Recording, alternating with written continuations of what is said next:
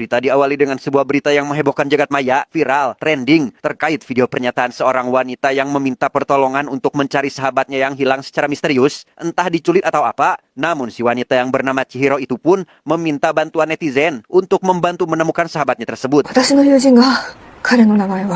Beberapa hari sebelum video itu beredar, terlihat seorang bapak jurnalis senior bernama Sayama. Saat ini terlihat Sayama sedang lembur karena memiliki deadline yang sangat mepet. Namun di tengah kesibukannya menulis, tiba-tiba saja lampu kantor terus berkedip dengan sendirinya dan tiba-tiba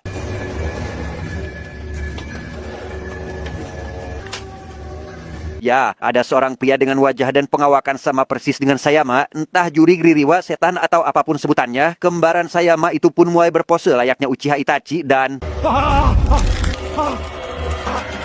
entah apa yang terjadi selanjutnya dengan Sayama. Esok harinya Chihiro pergi ke kantor untuk mencari di mana saat ini Sayama berada karena sejak semalam tidak bisa dihubungi. Namun ternyata selain Chihiro, asisten Sayama sendiri yang bernama Ozawa juga saat ini sedang mencari di mana atasannya berada karena sama, sejak semalam Sayama tiba-tiba menghilang bak di telan bumi. Ozawa-kun, 暴走してない? すいません。 Dengan hilangnya Sayama, Chihiro dan Ozawa pun memulai pencarian dengan mengunjungi ruang bawah tanah kantor atau tempat di mana Sayama selalu bekerja sendirian. Selain sahabatnya sendiri, Sayama juga saat ini sedang mengerjakan sebuah pekerjaan yang besar kemungkinan akan membawa kantor medianya pada kesuksesan, sehingga mereka berdua harus segera menemukan Sayama secepatnya. 佐山さんどうまとめるつもりだったんだろう。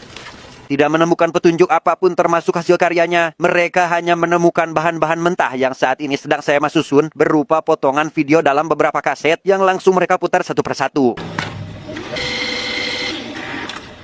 Rekaman pertama diperlihatkan tentang seorang anak yang hilang ketika dia berusia 7 tahun. Kehilangannya membuat pihak keluarga sangat menderita. Bahkan pamannya memutuskan untuk bundir dari atas jembatan. Yang setelah 2 tragedi tersebut, ada seorang supir yang mengaku telah melihat si anak yang hilang berdiri di depan pohon di pinggir hutan. Namun ketika Pak Sopir menyapanya, bola mata anak itu tiba-tiba saja menghitam entah karena iritasi ringan atau apa. Namun yang lebih menyeramkannya lagi adalah anak itu malah berlari ke dalam hutan dan menghilang lagi bak di telan bumi.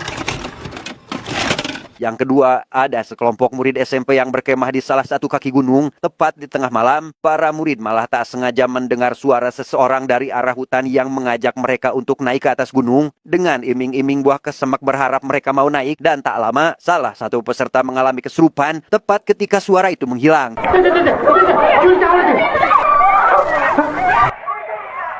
Rekaman ketiga memperlihatkan seorang vlogger pecinta motor mencoba untuk touring dengan menggunakan rute yang direkomendasikan dari seorang netizen. Dan setelah lama berkendara, ia akhirnya finish di depan sebuah gerbang tori di tengah hutan. Selain gerbang, ada juga kuil kecil dengan dipenuhi boneka aneh. Awalnya si vlogger bersikap biasa tanpa ada sesuatu yang aneh sedikit pun. Sampai di suatu momen ketika si vlogger mendengar sebuah suara, tiba-tiba saja video itu error dan langsung habis saat itu juga. さっきの林間学校と同じですね。 Selain vlogger pecinta motor, ada juga vlogger horor yang saat ini sedang memasuki rumah yang katanya sangat menyeramkan. Di dalam rumah angker tersebut, ia mendapati sebuah kamar yang sudah dikunci dengan gembok berlapis pertanda tidak boleh dimasuki. Namun karena si vlogger sangat penasaran, ia nekat membuka kamar tersebut yang ternyata dipenuhi dengan jimat.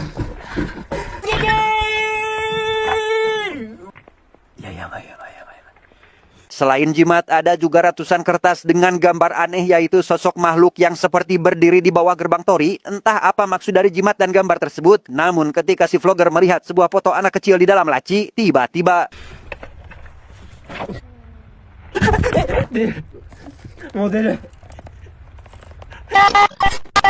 ya, setelah melihat mata si anak bergerak dan sosok aneh bergelantungan di belakang, video itu pun mendadak error entah karena apa. Namun yang menjadi aneh adalah setelah keluar dari sana, si vlogger hanya memposting kata-kata yang sama setiap hari dan pada akhirnya si vlogger tersebut menghilang bak di telan bumi.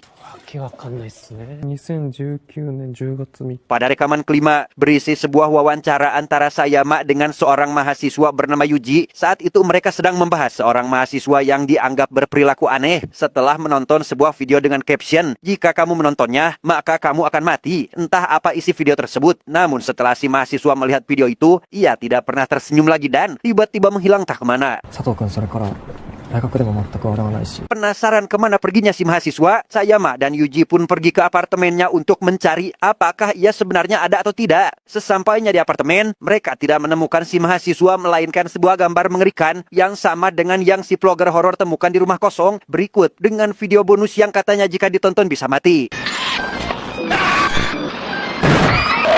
Esok harinya setelah maraton menonton rekaman milik Sayama, Ozawa yang penasaran dengan maksud dari video jika ditonton bisa meninggal pun akhirnya kembali menonton video tersebut yang di tengah fokusnya menonton, tiba-tiba...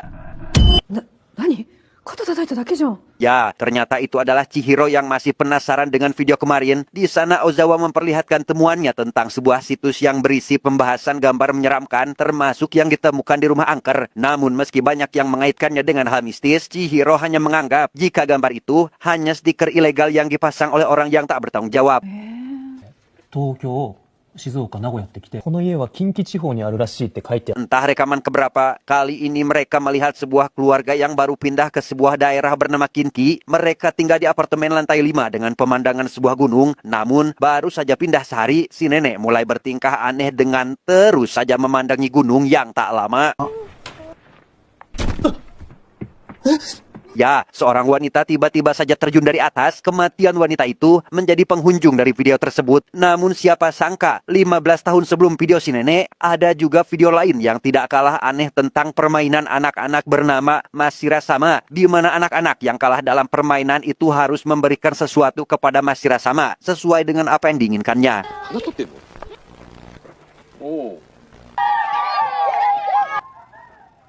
Setelah keduanya berpisah, Chihiro mendapat video lain dari Ozawa tentang gangguan yang dialami oleh Yuji. Di sana Yuji terus dihantui oleh sosok tanpa kepala yang karena takut terjadi sesuatu kepadanya, Yuji akhirnya pergi ke kuil untuk meminta pertolongan kepada Bapak Pendeta. Namun bukannya berhasil menolong Yuji, justru Bapak Pendeta lah yang kalah oleh makhluk yang terus mengganggu Yuji.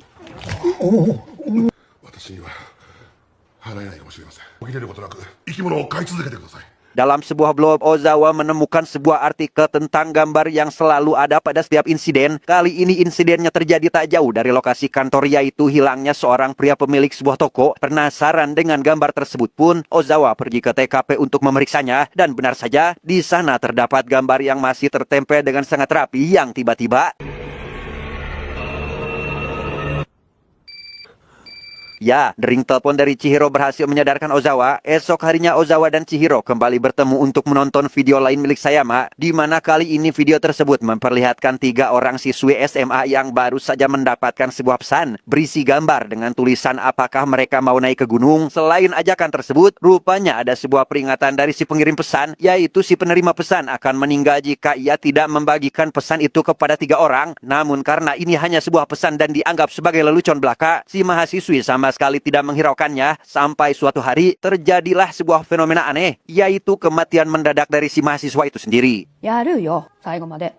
よろしくお願いします。 Berhasil mendapatkan nomor kontak Yuji entah dari mana, mereka berdua pun langsung berkunjung ke rumahnya. Di sana Yuji bercerita bahwa pendeta memintanya untuk mengurus beberapa hewan untuk menjaganya dari si makhluk, di mana Yuji berhasil bertahan hidup dari tahun ke tahun dengan mengorbankan hewan peliharaannya dari makhluk tersebut. Pak pendeta sendiri meninggal akibat bundir tak lama setelah Yuji datang berkunjung, dan untuk Sayama, Yuji beranggapan jika saat ini Sayama sudah kabur dan hidup enak. Entah atas dasar apa Yuji berkata demikian, namun yang pasti hal itu cukup membangkitkan api kebencian Ozawa terhadap Sayama.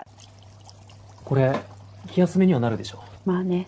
Singkat cerita di kantor, akhirnya sampailah di penghujung video, yaitu sebuah video terakhir dari perjalanan Sayama mengumpulkan bahan artikelnya. Namun bukannya video tentang orang hilang, bundir, pembunuhan, atau lain-lain yang berkaitan dengan kriminal. Video ini justru hanya video kartun tentang seorang pria bernama Masaru. Masaru sangat mencintai ibunya yang saat itu sedang sakit, dan setelah sang ibu meninggal, ia tidak pernah berhenti menangis di makam sang ibu. Sampai pada suatu hari, ia naik ke atas gunung setelah melihat ada sebuah cahaya aneh yang ternyata itu adalah dewa, berjanji akan mengabulkan apapun yang Masaru mau. Namun bukannya kekayaan dan kekuasaan, Masaru hanya meminta agar bisa dimanja oleh sang ibu. Namun karena ibunya sudah meninggal, sang dewa menyuruh Masaru agar memberikan kesemak itu pada seorang gadis yang nantinya akan dijadikan sebagai istri. あくる日からマサルは山から叫んだ。Tidak turun gunung, Masaru memanggil-manggil para wanita dengan menawarkan kesemaknya. Tentu saja tidak ada satupun dari mereka yang naik gunung sampai-sampai Masaru meninggal akibat kelelahan. Dan sejak saat itu tepat setelah meninggal, dari atas gunung mulai terdengar suara-suara Masaru mengajak para wanita untuk memakan kesemaknya yang karena takut jika hantu Masaru akan gentayangan, para penduduk akhirnya membangunkan sebuah kuil dengan nama Masaru Sama, berharap agar Masaru tenang di alam sana.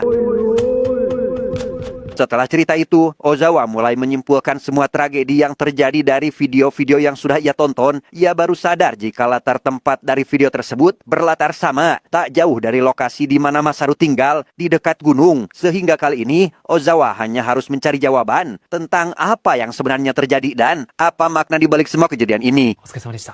Ketika sedang sendirian di malam hari, Ozawa tak sengaja menemukan sebuah peta yang sedang diselidiki oleh Sayama. Namun setelah kejadian itu, Ozawa tiba-tiba berubah jadi aneh, seolah dia sedang kesurupan.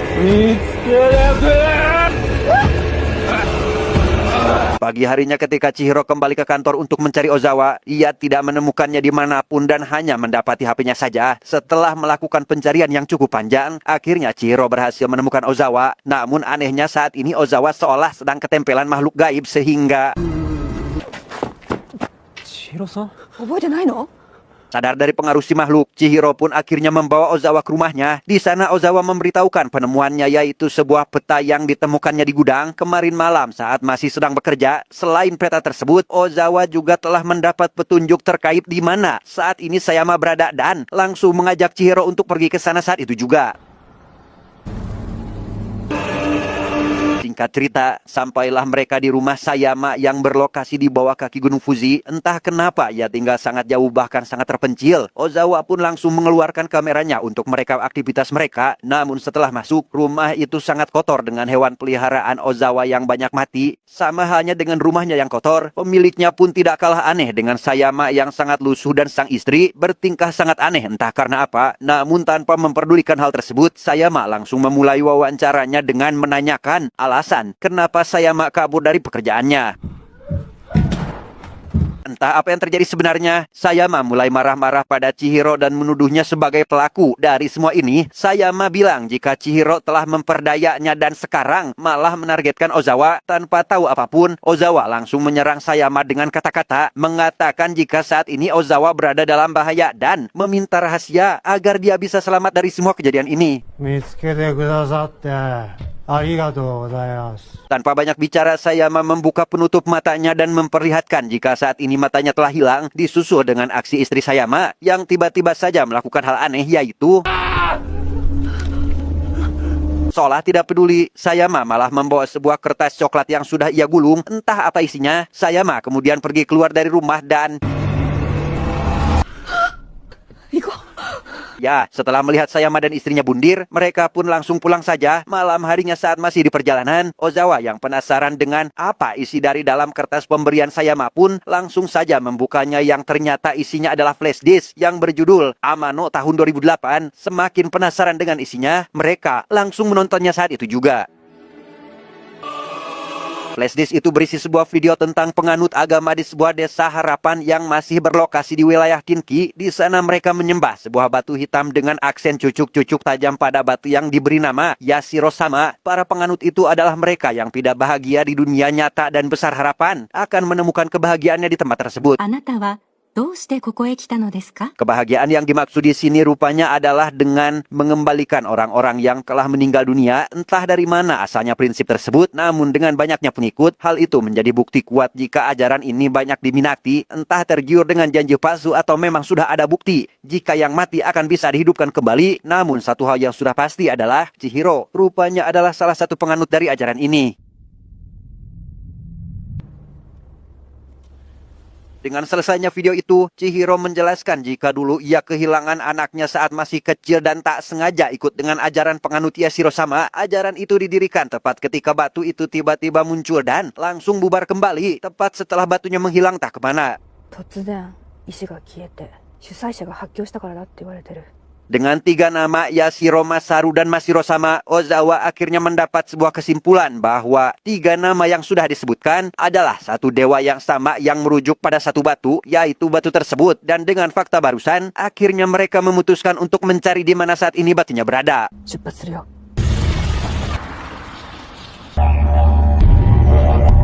Akhirnya mereka berdua pergi ke Kinki malam itu juga. Tempat pertama yang mereka datangi adalah tempat di mana anak-anak di video bermain permainan Masaru sama dengan ditemani nenek kuncen. Si nenek bercerita jika permainan itu telah menelan korban, yaitu murid SD yang bundir di atas pohon yang ada di depan mereka. Sang ibu yang melihat anaknya meninggal pun mencoba untuk loncat-loncat namun tidak sampai. Sejak kejadian tersebut, ibu si anak mulai mengalami gangguan kejiwaan, selalu menggambar hal yang aneh yang ternyata gambarnya sangat sama persis dengan gambar misterius yang selalu mereka lihat di video. この字はその亡くなった男の子の Permainan yang telah memakan korban itu pun akhirnya tidak pernah dimainkan lagi. Si nenek selanjutnya membawa mereka memasuki apartemen yang pemandangannya mengarah langsung pada Gunung Masaru sama di sebuah gedung apartemen yang berada di lantai 5. Di bawah kaki Gunung Masaru, si nenek kembali bercerita jika di sana terdapat sebuah kuil kecil. Dulunya kuil kecil itu ada batu hitam yang entah datang dari mana, namun tak lama batu itu kembali menghilang tak kemana. 宗教が解散したのも10年前。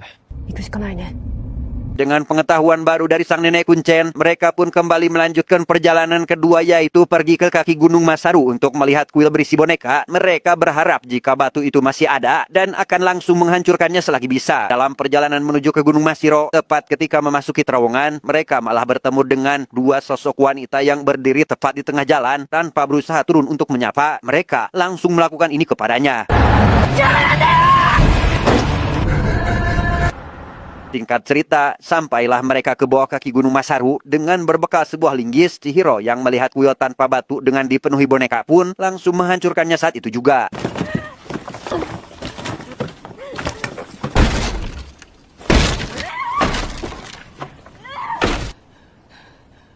Mendengar suara teriakan setelah kuil itu hancur, Chihiro langsung berlari ke dalam hutan mencari tempat di mana suara itu berada. Sesampainya di tengah hutan, mereka melihat sebuah pohon besar dengan Chihiro yang mengucapkan terima kasih kepada Ozawa karena telah bersedia datang ke tempatnya. Entah apa makna dari perkataannya barusan, namun di belakang Chihiro muncullah batu yang mereka cari-cari, sehingga sadarlah sudah Ozawa tentang apa yang dikatakan Sayama, jika memang Chihiro lah pelaku dari semua ini. 生贄 Tak lama, muncullah sosok aneh dari balik pohon tadi, disusul dengan sebuah benda yang agak geluh dari tubuh si makhluk, kemudian menempel pada tubuh Ozawa dan membawanya memasuki batu.